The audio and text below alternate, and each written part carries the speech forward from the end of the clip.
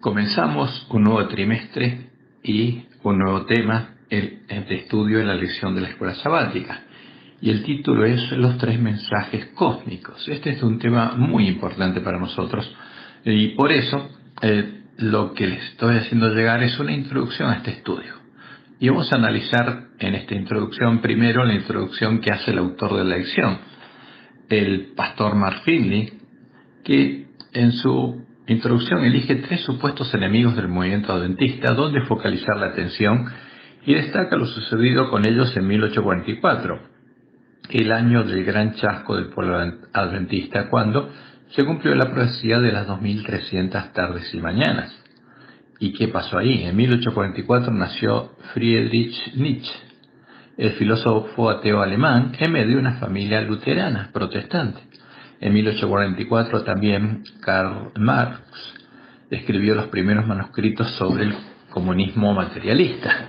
Y en 1844 Charles Darwin escribió su primer ensayo sobre la teoría evolutiva, que publicaría en 1859.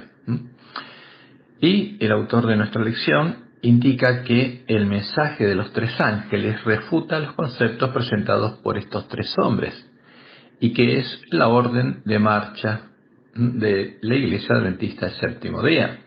Ahora uno puede entender con esta afirmación que el mensaje de los tres ángeles refuta justamente a Nietzsche, a Marx y a Darwin. Y que nuestra misión es hacer eso, que la orden que Dios nos dio es refutar estos mensajes. Y la pregunta es, ¿ese es el propósito del mensaje de los tres ángeles? Y la respuesta es muy clara. No es parte de nuestra misión a refutar a ninguno de estos tres hombres, y lo veremos claramente. El mensaje de los tres ángeles es el mensaje de Elías para nuestros días. Es el mensaje que diferencia a Jehová, el único Dios verdadero, de Baal, el Dios de la Gran Babilonia, la imagen a la que estarían adorando juntas la bestia que sube del mar, la bestia del mar, y el falso profeta de la tierra, después de unirse en puntos comunes de doctrina para adorar al dragón. En cambio, Nietzsche, Marx y Darwin eran ateos. No, esa no es la preocupación del mensaje del tercer ángel. El problema es los que se dicen cristianos. Para ellos va el mensaje. Y leemos en Apocalipsis 13. Me paré sobre la arena del mar y vi subir del mar una bestia. Esta es la bestia del mar, porque el mar, las muchas aguas representan a la Gran Babilonia. Y esta bestia que sube del mar es la religión babilónica, es la Gran Babilonia, que tenía 7 cabezas y 10 cuernos, y como en el caso del dragón, las cabezas y los cuernos de esta bestia representan a sus hijas, a las hijas de la Gran Babilonia. Y en sus cuernos 10 diademas, y sobre sus cabezas un nombre blasfemo. Y la bestia que vi era semejante a un leopardo, y sus pies como de oso, y su boca como boca de león. Y el dragón le dio su poder y su trono y grande autoridad, porque es la religión que adora a Satanás, al dragón. Y eso está claro en la Biblia. Ahora, ¿qué pasa? Vi una de sus cabezas como herida de muerte. ¿Y cuál es esta cabeza? Es la religión de la bestia romana, porque la bestia romana tenía una religión pagana que después se disfrazó de cristiana, pero Lutero, cuando comenzó la Reforma, se dio cuenta que no era la Iglesia de Cristo, sino era la Babilonia de Apocalipsis. Y por eso, esta religión, esta ramera, recibió una herida de muerte, y el pueblo que estaba cautivo en Babilonia, en esta Babilonia espiritual, salió de ella cuando Lutero le dio la Biblia. ¿Por qué? Porque se dieron cuenta que no era la Iglesia de Cristo. Ahora, ¿qué dice la profecía? Pero su herida mortal fue sanada. O sea, ¿cómo fue herida? Con la palabra de Dios mostrando que no es la Iglesia de Cristo. ¿Y cómo sanaría? Cuando las iglesias caídas, las mismas que predicaron que era la Babilonia de Apocalipsis, ahora la reconocieran como la Iglesia de Cristo. ¿Y qué pasaría? Porque esta bestia sube a la tierra. ¿Y qué pasa con la tierra? Se maravilla toda la tierra, los protestantes. Se maravillaron todos los protestantes en pos de la bestia y adoraron al dragón, adoraron al Dios de la bestia, que había dado autoridad a la bestia, y adoraron a la bestia, diciendo, ¿quién como la bestia y quién podrá luchar contra ella? Este es el escenario donde hay que predicar el mensaje de los tres ángeles. Y para que sanara la herida de muerte de una de sus cabezas, que representa a una de sus hijas, a la Iglesia de Roma, los protestantes deberían reconocer a la Iglesia de Roma como parte de la Iglesia de Cristo y unirse a ella en su idolatría, adorando a la imagen a la que ella adora, a la imagen de la bestia. Y Dios le mostró en Ajuay estas cosas, y ella las entendió en parte. Y leemos en Conflicto de los Siglos, página 628. El papado es precisamente lo que la profecía declaró que sería la apostasía en los postreros días. El hombre pecado. ¿Será posible que este poder, cuya historia se escribió durante 1000 años con la sangre de los santos, sea ahora reconocido como parte de la Iglesia de Cristo?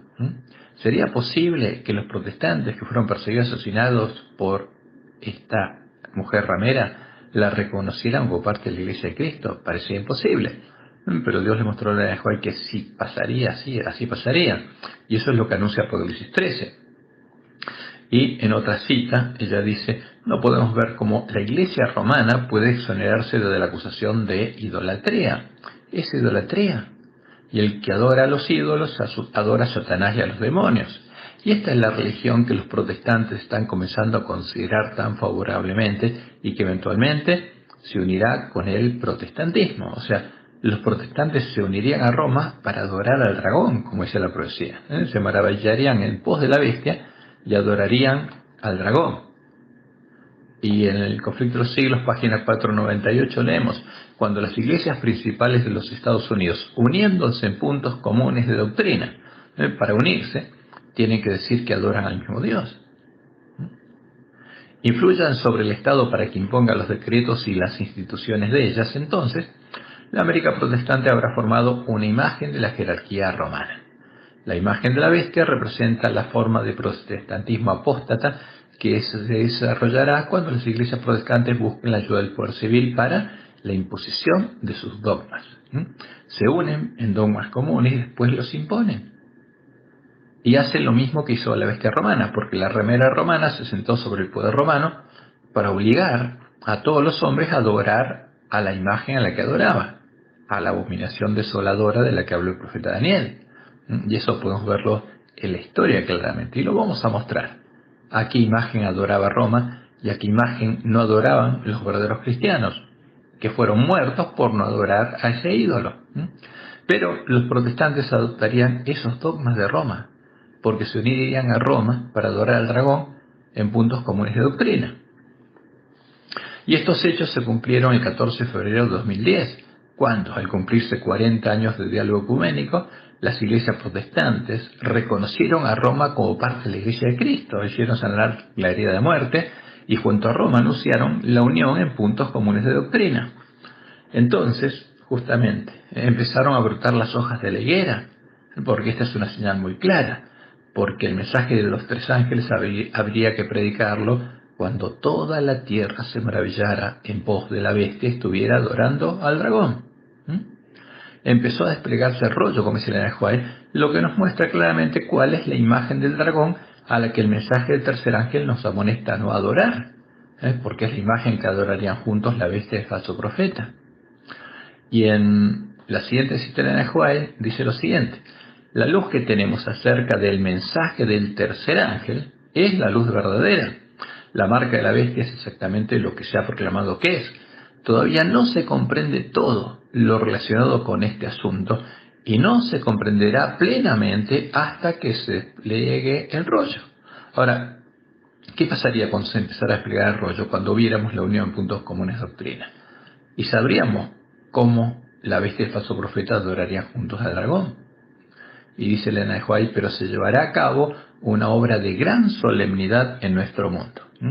Como Dios lo anunció en su palabra y le mostró a Elena de White, cuando finalizara el tiempo de tardanza, en el cual todas las vírgenes se dormirían, todo el pueblo antista estaría dormido, y fuéramos despertados por el clamor de medianoche, y comprendiéramos justamente estos mensajes deberían empezar a hacer su obra en medio del pueblo adventista. Porque primero lo escucharía el pueblo adventista, y después, cuando empiece el tiempo de angustia, hay que predicar fuerte pregón a todo el mundo. Pero primero, estos mensajes empiezan haciendo su obra en medio del pueblo adventista. Y como dice Elena, Testimonios para los Ministros, página 475, La profecía debe cumplirse. El Señor dice: "He aquí, yo os envío al profeta Elías, antes que venga el día de Jehová, grande y terrible". O sea, ¿a quién? A nosotros. Dice Elena: alguien debe venir con el espíritu y el poder de Elías. Ahora, ¿cuándo mandó Dios a Elías a su pueblo? Cuando en medio de su pueblo estaba la mujer Jezabel y los profetas de Baal, y estaban haciendo que el pueblo de Dios adorara a Baal, al Dios de la Gran Babilonia. Y eso estaría pasando con las iglesias protestantes y también con la iglesia adventista, uno se pregunta. Y sí, o sea, Dios, al decir que nos envía el profeta Elías, está diciendo que lo mismo estaría pasando con nosotros, porque toda la tierra se habría maravillado en pos de la bestia, todos los protestantes, nosotros también. Y acercándose Elías a todo el pueblo, dijo: ¿hasta cuándo claudicaréis vosotros entre dos pensamientos? Si Jehová es Dios, seguidle, y si Baal, id en pos de él. Ahora, ¿qué hizo Elías? Mostró la diferencia claramente entre Jehová y Baal, porque no es lo mismo. Porque Jezabel estaba haciendo que el pueblo de Dios adorara a Baal pensando que era Jehová, pero no es Jehová Baal. El Dios de Jezabel, por eso Jesús llama a la iglesia católica Jezabel, no es Jehová, no es el Dios de Israel, adora al dragón. Y por eso Elena dice lo siguiente: Dios le mostró, y está en Primeros Escritos, página 118. Vi luego el tercer ángel, dijo mi ángel acompañante: su obra es terrible, su misión es tremenda. Es el ángel que ha de separar el trigo de la cizaña y sellar o atar el trigo para el granero celestial. Estas cosas debieran absorber completamente la mente y la atención. Eso es lo que ella escuchó, que le dijo un ángel. Ahora, ¿qué tiene que hacer este mensaje? Separar el trigo de la cizaña. ¿Por qué? Porque si nosotros somos el campo del padre de familia, ¿qué dijo Jesús? Cuando los siervos del padre de familia durmieran, vendría el enemigo y sembraría cizaña. Y por eso crecerían juntas el trigo y la cizaña en el campo del padre de familia, en el reino de los cielos, porque el reino de los cielos es semejante a ese campo. Y el reino de los cielos en nuestro tiempo sería semejante a las 10 vírgenes.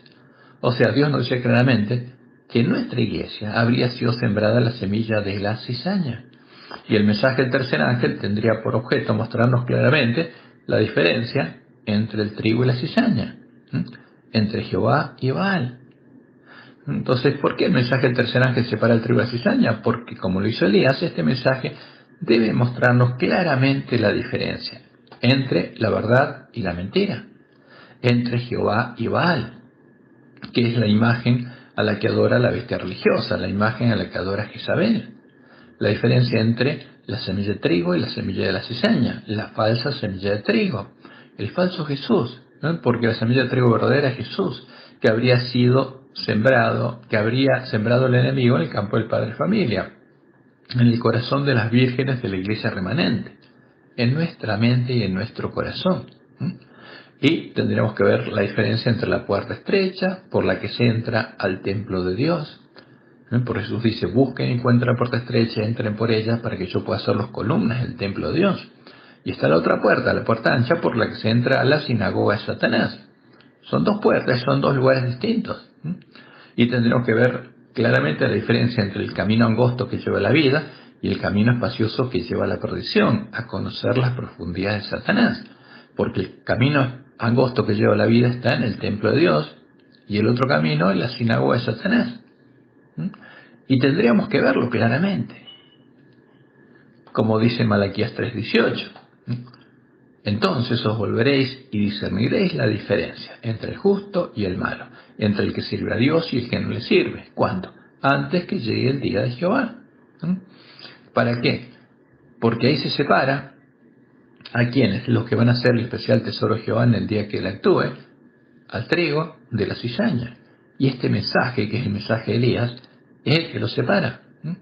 En el tiempo de Elías, del Elías original, Acab, el rey de Israel, que es el tipo de los dirigentes del pueblo de Dios en nuestros días, se había casado con Jezabel, que era la hija del rey de Tiro y Sidón, que a su vez es el tipo profético de Satanás, porque en Ezequiel 28 Dios habla del rey de Tiro y habla de Satanás. Ahora, la hija de Satanás, la hija del rey de Tiro, era sacerdotisa de Baal. y justamente y ella es el tipo de la Iglesia Universal o Católica del Imperio Romano, la mujer ramera que enviaría a nosotros a sus siervos, a los profetas de Baal, que habrían venido disfrazados de ovejas, trayendo la comida y la bebida de los borrachos, y habrían sembrado la semilla de la cizaña. Entonces, por eso Dios usa esta figura, para que entendamos lo que estaría pasando en nuestra iglesia. Por eso, luego de escuchar plenamente el mensaje de los tres ángeles, el mensaje de Elías, todos los adventistas deberemos decidir a quién vamos a adorar, a Jehová o a Baal. ¿Por qué puerta vamos a entrar? Si la puerta estrecha o por la puerta ancha. ¿A qué espíritu vamos a recibir? ¿Al que hace germinar la semilla de trigo o el que hace germinar la semilla de cizaña? Porque ambas van a crecer juntas. ¿Qué camino vamos a recorrer? ¿Y qué nombre vamos a llegar a tener escrito en la frente? Si vamos a reflejar plenamente la imagen de Jesús, o vamos a ser hacedores de maldad, hijos del padre de maldad. Y es un tema de vida y muerte para nosotros. Ahora, la pregunta que nos hacemos es, ¿ya se cumplió la profecía de lo que sucedería al finalizar las 2300 tardes mañanas? Y la respuesta es no. Y no podría cumplirse hasta que el pueblo adventista completara el primer trabajo de su misión. Recién entonces comprenderíamos el verdadero significado del mensaje de los tres ángeles y empezarían a ser predicados como Dios quiere que sean predicados, por mensajeros que tienen el Evangelio eterno, o sea, recuperaron el conocimiento de la verdad y lo conocen a Él, el único Dios verdadero, del mismo modo en el que lo conocían los miembros de la iglesia primitiva, como lo conocía Jesús. Y leemos en Daniel 8, del 10 al 12. Aún se engrandeció contra el príncipe de los ejércitos, contra Jesús se levantó. Y por él fue quitado el continuo, está hablando de la obra del cuerno pequeño, cuando el Papa, además de hombre de pecado, que se convirtió en hombre de pecado en el año 325, se convierte en cuerno pequeño, eso ocurre en el 538 de la bestia romana. ¿Y qué hace? Y el lugar santuario fue echado por tierra, o sea, derriba el templo que edificaba Jesús. ¿Cómo lo derriba? Jesús lo estaba edificando con piedras vivas, con los miembros de su iglesia. Y para echar por tierra el lugar santuario de Dios, tiene que asesinar a todos los miembros de la iglesia primitiva. Y a causa de la predicación le fue entregado el ejército junto con el continuo y echó por tierra la verdad. Hizo cuanto quiso y prosperó. O sea, ¿qué pasó? Se perdió el conocimiento de la verdad. Ahora, ¿qué pasa con el pueblo adventista? Dios le dio una misión, que es deshacer esta obra. Y como dice Daniel 8:14, porque ¿hasta cuándo duraré esa condición? ¿Cómo estaría el templo de Dios? Echado por tierra, asolado. Y la verdad también. Y nadie conocería la verdad y nadie podría entrar al templo de Dios. ¿Hasta cuándo? Y acá está la respuesta de Daniel 8:14, hasta 2300 tardes y mañanas. Luego, nuestra Biblia dice el santuario será purificado. Ahora, pero lo original y lo que Dios le mostró a Joai es que tiene que ser reedificado. Lo que habría sido echado por tierra, el lugar santuario de Dios y la verdad, sería hecho derecho, sería puesto nuevamente en pie. Y esa es la palabra hebrea que es traducida por purificado, porque en el contexto de Daniel 8:14, lo que correspondería hacer es poner reedificado. La palabra Sadak, Hebreos 66-63, tiene una raíz primaria que es ser o hacer derecho, o sea, es hacer derecho a algo, y que puede entenderse como justificar, en el caso de que cuando alguien va al santuario y es justificado, o puesto en pie, porque lo que se echó por tierra tiene que ser levantado de nuevo. O sea, si se hace derecho el santuario que fue echado por tierra, ¿cómo queda? De vuelta en pie. Y si la verdad, que fue echada por tierra, se hace derecha, la verdad no puede ser purificada, porque la verdad es la verdad. Simplemente se va a volver a conocer, va a estar de nuevo en pie. Entonces, como Dios les mostró en el Juárez, ahí, a partir de 1844, había llegado el tiempo en el que los lugares asolados tendrían que ser reedificados. Y a partir de ese momento el tiempo no sería más, porque lo que importa es que los lugares asolados sean reedificados, porque tienen que ser reedificados antes que llegue el día de Jehová. Entonces, hay una tarea que tiene que hacer el volantista, y está relacionado con eso. Y hay una obra que va a hacer Jesús con nosotros. Ahora, ¿qué pasó el año 1844 con la profecía de Daniel 8? Al cumplirse las 2300 tardes mañanas desde que en el año 457 a.C. fuera dada la orden para reedificar a Jerusalén, Dios le dio al pueblo adventista la orden de recuperar el conocimiento de la verdad echada por tierra para que los lugares asolados por el dragón y su mujer, la Gran Babilonia, pudieran ser reedificados. Las 2300 tardes y mañanas unen al tipo con su antitipo. ¿Cuál es el tipo? La reedificación de la Jerusalén terrenal. ¿Con qué? Con la reedificación de los lugares asolados por el hombre pecado, la reedificación de la ciudad y el lugar santuario de Dios en el tiempo del nuevo pacto, la reedificación de la Jerusalén celestial, el reino de los cielos. ¿Por qué? Porque tiene que ser reedificado el lugar santuario de Dios en este tiempo, antes de que pueda ser predicado el fuerte pregón del mensaje del tercer ángel, llamando al pueblo de Dios que está en Babilonia a salir de Babilonia y correr a Jerusalén para entrar por las puertas del templo de la ciudad de Dios y comer el fruto del árbol de la vida y beber del agua de la vida gratuitamente. O sea, no pueden entrar al templo de Dios si el templo de Dios está asolado, echado por tierra. Tiene que ser reedificado. Y como leemos en Primeros Escritos, página 65, el Papa hizo una brecha a la santa ley de Dios, pero vi que había llegado ya plenamente el tiempo, cuando en 1844, en que esta brecha tiene que ser reparada por el pueblo de Dios. Ese es el primer trabajo que Dios le dio al pueblo adventista, recuperar el conocimiento de la verdad, y los lugares asolados han de ser reedificados. O sea, ¿qué le mostró Dios a Ellen G. White? Que a partir de 1844 llegó el tiempo de reedificar los lugares asolados. ¿Y quién lo reedificaría? Jesús, porque el que edifica el templo de Jehová en el Nuevo Pacto era Jesús. Como decía la profecía, como Dios le dijo a David, que el hijo de David que le engendraría edificaría su templo. Y lo mismo lo dijo por medio de Zacarías, el varón cuyo nombre es el renuevo, el cual brotará de sus raíces y edificará el templo de Jehová. ¿Y qué dice Jesús en Apocalipsis 3:12? A nosotros, al que venciere, yo lo haré columna en el templo de mi Dios, porque es un templo edificado con piedras vivas, como dice Pedro en 1 Pedro 2, del 1 en adelante. Al que venciere yo lo haré columna en el templo de mi Dios, y nunca más saldrá de allí, y escribiré sobre él el nombre de mi Dios, y el nombre de la ciudad de mi Dios, la nueva Jerusalén. O sea, por Jesús reedifica el templo y la ciudad de Dios, la cual desciende del cielo de mi Dios y mi nombre nuevo. Y los vencedores, como Dios les mostró a Juan en su primera visión, van a recorrer el camino angosto y al final del camino van a entrar por las puertas de la ciudad del templo de Dios, van a entrar a la Nueva Jerusalén, van a ser hechos parte de la esposa del Cordero, porque la Nueva Jerusalén es la esposa del Cordero. Ahora, ¿qué harían Satanás y sus siervos? Buscarían impedir por todos los medios que el pueblo adventista recuperara el conocimiento de la verdad y cumpliera su misión. Del mismo modo en que se opusieron a que los judíos que habían vuelto a su tierra reedificaran el templo y la ciudad de Jerusalén, que habían sido asolados por Nabucodonosor, el rey de Babilonia, que en la profecía es el tipo de la gran Babilonia de este tiempo. Y leo en Testimonios por los Ministros, página 50. En el mundo existe solamente una iglesia que esté actualmente en la brecha, reparando el muro, reedificando las ruinas, dice Neajuel, porque esa era nuestra misión. El mundo entero está lleno de odio hacia los que proclaman que la ley de Dios está en vigencia, y la iglesia leal a Jehová debe sostener un conflicto no común. O sea, las otras iglesias habían caído y Satanás las había tomado, y había una única iglesia leal a Jehová, que estaba buscando cumplir la misión que Dios le dio.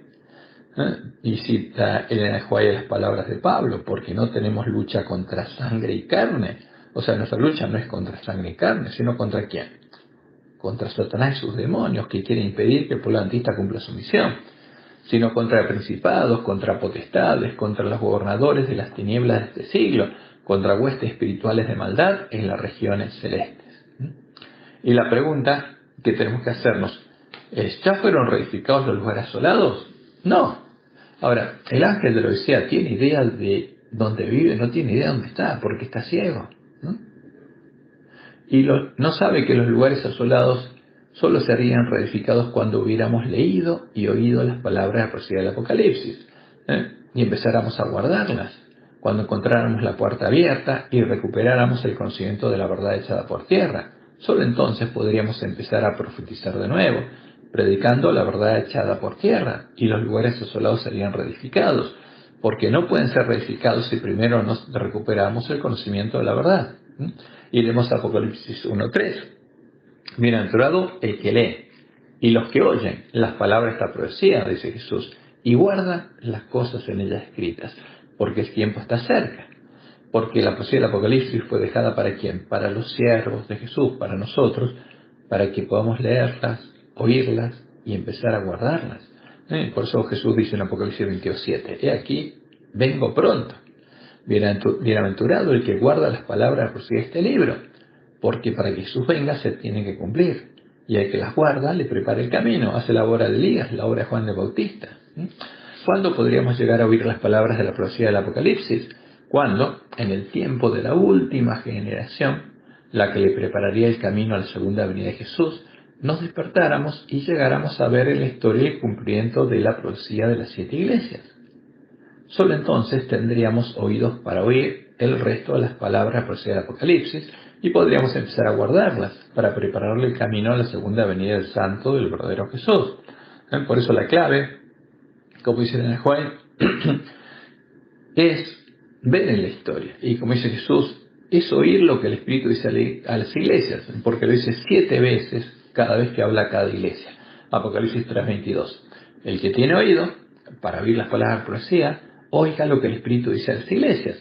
¿Qué quiere decir esto? Si oímos lo que el Espíritu le dice a las iglesias, si vemos en la historia cómo se cumplió y entendemos el significado de cada uno de los símbolos de la profecía, entonces vamos a entender claramente, sin lugar a dudas, toda la profecía del Apocalipsis. Y vamos a entender claramente las profecías de Daniel y el resto de las profecías de la Biblia.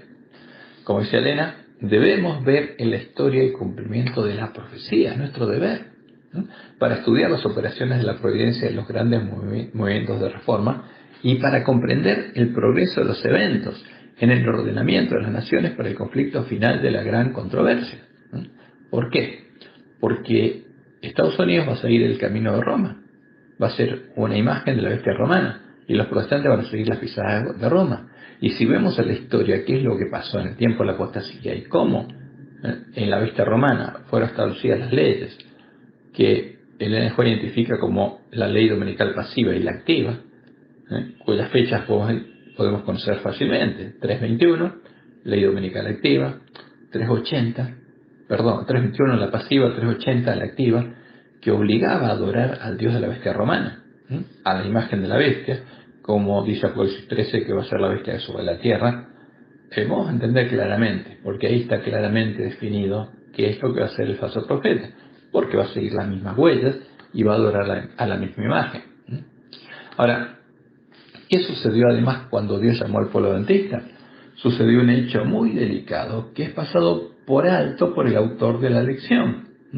Empezaron las manifestaciones espiritistas que Dios le indicó a la era de White serían disfrazadas con un manto religioso, como si fueran la obra del Espíritu Santo.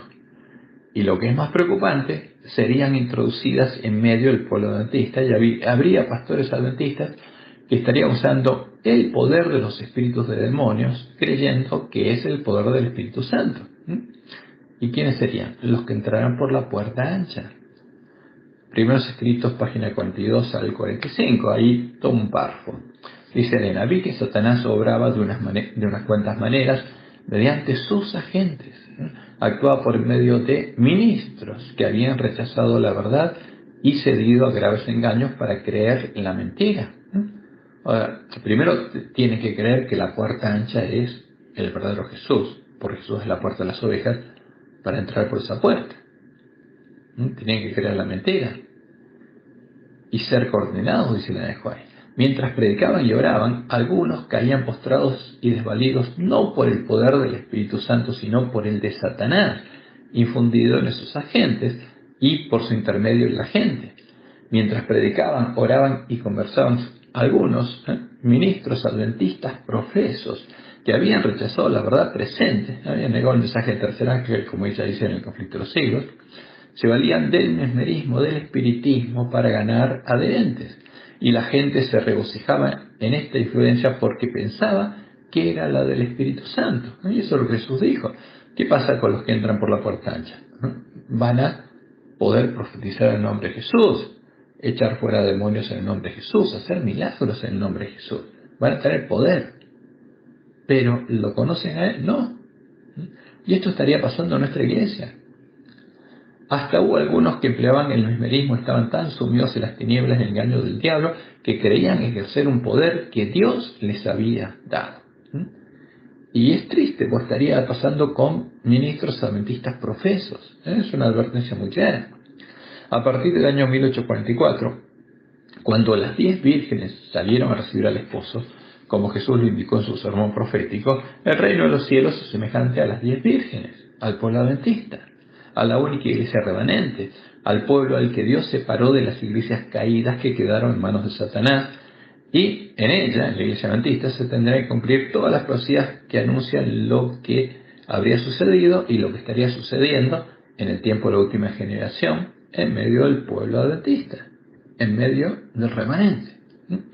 Entonces, cuando uno lee las palabras de Jesús, y eso pasaría en nosotros, no en otro lado, ¿dónde se serían separados el trigo y la cizaña? En la iglesia adventista. ¿A dónde vendrían los lobos vestidos de ovejas? ¿A dónde habría siervos malos que estarían comiendo y bebiendo con los borrachos?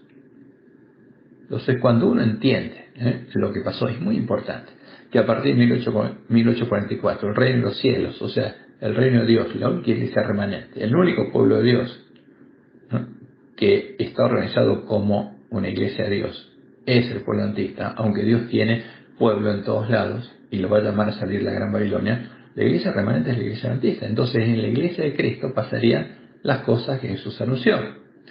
Ahora, leo en Primeros Escritos 2.73 y 2.74. Dice Elena, vi que desde que el segundo ángel proclamara la caída de las iglesias, éstas se han estado volviendo cada vez más corruptas.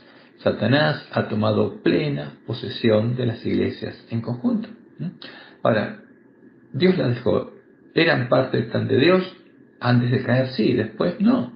Ahora son parte del plan de Satanás para engañar al mundo entero. Son el falso profeta del Apocalipsis.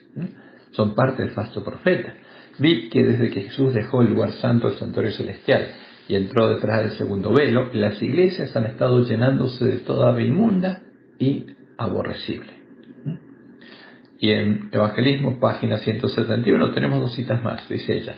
Que nada empequeñezca la fuerza de la verdad para este tiempo. La verdad presente debe ser nuestra preocupación. El mensaje del tercer ángel debe hacer su obra de separar de las iglesias a un pueblo que sostendrá los principios de la verdad eterna, porque esas iglesias habían caído, estaban en manos de Satanás y eran parte de la Gran Babilonia. Y la otra cita dice lo siguiente: como pueblo nos encontramos en peligro de dar el mensaje del tercer ángel de una manera tan indefinida que no impresione a la gente. Nuestro mensaje es el gran... este mensaje tiene que aparecer justamente como Dios lo dio, dice. Nuestro mensaje es un mensaje de vida y muerte, y debemos permitir que este mensaje aparezca como es, el gran poder de Dios. Entonces el Señor lo hará eficaz. Hemos de presentarlo con toda su fuerza notable. Como Jesús dice en Apocalipsis 22, no tenemos que quitar ni agregar nada, porque no es un mensaje nuestro. Es un mensaje de Dios, que en su amor le envía a su pueblo, para que puedas oírlo a tiempo. Y la próxima pregunta que nos hacemos es la siguiente: ¿está predicando realmente el pueblo adventista el mensaje del tercer ángel que incluye a los otros dos? Porque nuestra lección habla del mensaje de los 3 ángeles, pero ¿lo estamos predicando? Y la respuesta es clara. Si creemos a lo que Dios nos indicó, no. Como Dios le mostró en Ajuay que sucedería, su predicación habría sido detenida. Y fue detenida. Lo que se estaría predicando en nuestra iglesia sería otra cosa, que tendría la apariencia del mensaje de los 3 ángeles, con el objeto de ocultar este hecho, mantenernos dormidos y hacernos descansar en una falsa seguridad. Ahora, ¿qué dijo Jesús? Mateo 25, del 1 al 5. Entonces el reino de los cielos será semejante a 10 vírgenes que tomando sus lámparas salieron a recibir al esposo. Y, tardándose el esposo, cabecearon todas y se durmieron. Y mientras estaban dormidas, pasó lo que Jesús dijo que iba a pasar y llegaron a estar en la condición del ángel de la Odisea, desventuradas, miserables, pobres, ciegas y desnudas. Pero se estarían creyendo ricas, porque estarían dormidas. Ahora, ¿qué habría pasado? Y Dios se lo mostró en el Juan. Segundo tomo, Mensajes Selectos, página 21. Satanás está trabajando con todo su poder engañador para alejar a los hombres del mensaje del tercer ángel, que ha de proclamarse con gran poder. O sea, Satanás odia ese mensaje y no quiere que se predique, porque muestra el engaño de él. Desenmascara a la Gran Babilonia y lo desenmascara a él, al dragón, que es el dios de la Gran Babilonia y está siendo adorado por Babilonia. ¿Y qué haría? Próxima cita. Dice Elena White, dice lo siguiente: Satanás ha llegado a un estado de cosas por el cual la proclamación del mensaje del tercer ángel será detenida. O sea, el pueblo antista dejaría de predicarlo y dejaría de estudiarlo para comprender de qué se trata. Y dice Elena, debemos precavernos de sus planes y métodos. No debe suavizarse el tono de la verdad. No debe disimularse el mensaje para este tiempo. El mensaje del tercer ángel debe ser fortalecido y confirmado. El capítulo 18 de Apocalipsis revela la importancia de presentar la verdad, no en términos mesurados, sino con valentía y poder. Y la próxima cita que está en primer tomo de Mensajes Selectos, páginas 54 y 55, dice lo siguiente: el último engaño de Satanás se hará para que no tenga efecto el testimonio del Espíritu de Dios. Sin profecía, el pueblo será disipado. O sea, quedaríamos ciegos y a oscuras, y ahí trabajaría hábilmente. Satanás trabajará hábilmente en diferentes formas y mediante diferentes instrumentos para perturbar la confianza del pueblo remanente de Dios en el testimonio verdadero. Y por eso nos preguntamos, ¿las lecciones de este trimestre presentan realmente el mensaje de los tres ángeles? Y esta es la respuesta inicial que damos. Si Elena de White fue profeta de Dios, no deberían hacerlo. Deberían presentar otra cosa con el título del mensaje de los tres ángeles. Dios le mostró a Elena de White que muchos de nuestros ministros negarían su fe en el mensaje del tercer ángel. Buscarían la amistad de las iglesias caídas. Y desde nuestros púlpitos se estaría predicando la falsa profecía creada por Satanás, no la verdadera. Y que los que predicaran la falsa profecía no permitirían que fuera predicada la verdadera profecía desde nuestros púlpitos. A ver, Conflicto de los Siglos, página 666. Conforme vaya acercándose la tempestad, muchos, está hablando muchos ministros, que profesaron creer en el mensaje del tercer ángel, pero que no fueron santificados por la obediencia a la verdad, abandonarán su fe en el mensaje del tercer ángel e irán a engrosar las filas de la oposición, uniéndose con el mundo. ¿Con quién? Con las otras iglesias, y participando de su espíritu. Ahora, si se unen con las iglesias caídas, que son habitación de demonios, ¿qué espíritu van a recibir? El mismo espíritu. Llegarán a ver las cosas casi bajo el mismo aspecto. Hombres de talento y elocuencia, dice Elena, que se gozaron un día en la verdad, emplearán sus facultades para seducir y descarriar almas. Pastores adventistas.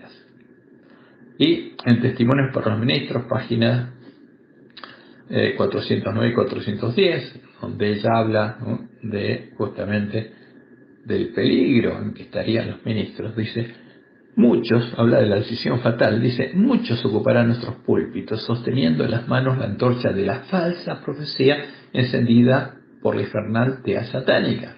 O sea, y es claro que dice, desde nuestros púlpitos habría muchos pastores que predicarían la falsa profecía encendida por la infernal tea satánica. O sea, creada por Satanás para engañar. La falsa luz, no la luz que alumbra el lugar oscuro, sino la que creó Satanás para engañar al pueblo adventista. Si se albergan dudas e incredulidad, dice Elena, los ministros fieles serán retirados de entre aquellos que creen saber tanto. O sea, si algún ministro duda de la falsa profecía, no le van a no le van a permitir predicar desde el púlpito la verdadera profecía. No se va a escuchar la verdadera profecía desde el púlpito de la iglesia adventista, está diciendo ella. O, si también tú conocieses, dijo Cristo, a lo menos en tu día, lo que es para tu paz, mas ahora está encubierto tus ojos. O sea, ministros adventistas quedarían ciegos, como dice ella, por abrazar al príncipe de este mundo, al testigo falso, para quedar bien con las otras iglesias. Ahora, ¿qué deberían hacer nuestros ministros para unirse a las iglesias caídas, para unirse al mundo? Como lo hicieron las iglesias protestantes con Roma, deberían negar el mensaje del tercer ángel. Deberían negar que esas iglesias cayeron y hacer al menos dos cosas. Primero, reconocer a las iglesias caídas como parte de la iglesia de Cristo. O sea, que no cayeron, siguen siendo parte de la iglesia de Cristo, cosa que ya hicieron nuestros dirigentes. Y lo vamos a ver. Y después, unirse a ellas en puntos comunes de doctrina para adorar al mismo Dios, adoptando como propia como decía White, la idolatría de Roma. Porque si ellas se unen a Roma y adoptan su idolatría, y el pueblo adventista se une a ellas y adopta la religión de ellas, adoptan la idolatría de Roma. Y también maravillándose en pos de la bestia y adorando junto a ellas al dragón. Esto es lo que tendrían que hacer. Y lo hicieron. Nuestros ministros lo hicieron. Sí. Y lo declaran públicamente y se jactan de ello. Esto empezaron a hacerlo en el año 1957, cuando, como resultado del primer diálogo ecuménico con las iglesias caídas, publicaron el libro Respuestas a preguntas sobre doctrina, o en inglés Questions on Doctrine. Y lo completaron en el año 1980 al definir las creencias fundamentales de la iglesia adventista, incluyendo las doctrinas comunes con todas estas iglesias. Y a partir de ahí, las iglesias caídas empezaron a reconocer a la iglesia adventista como una iglesia hermana. Y Dios nos había anunciado que esto pasaría. Tercer tomo, Mensajes Selectos, página 454. Dice Elena, habrá aún entre nosotros mercenarios y lobos con piel de oveja, que tratarán de persuadir al rebaño de Dios a que ofrezca sacrificios a otros dioses antes que a Dios. Por supuesto, los lobos con piel de oveja son los siervos de Jezabel que vienen a nosotros a darnos a beber del vino de Babilonia para que adoremos a los dioses de Jezabel, para que adoremos al dragón. ¿Y quién serían los mercenarios? Los que estarían comiendo y viviendo con ellos y lo harían por plata. Y esto es lo que Dios le mostró a Elena de White.